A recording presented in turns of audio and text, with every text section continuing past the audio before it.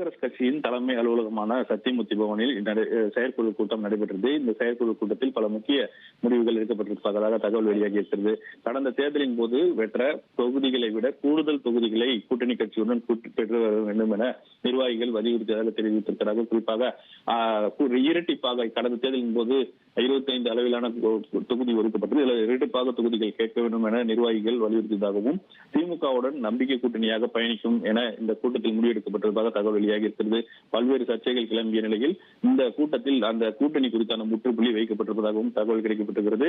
இதில் 234 தொகுதிகளில் பணிகளை மேற்கொள்ள வேண்டும் என பேசப்பட்ட நிலையில முக்கியமாக 125 தொகுதிகளை தேர்வு செய்து பூத் லெவல் மற்றும் BL2 உள்ளிட்ட பணிகளை கட்சியை வலுப்படுத்துவதற்கான பணிகளை மேற்கொள்ள அறிவுறுத்தப்பட்டிருப்பதாகவும் தகவல் கிடைக்கப்பட்டிருக்கிறது.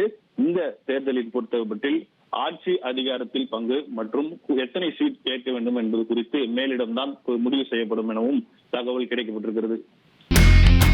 இனி செல்லும் இடமெல்லாம் செய்தி. தந்தை டிவியின் வாட்ஸ்அப் சேனலை ஃபாலோ பண்ணினா செல்ல இருக்கும் இடமெல்லாம் செய்தி.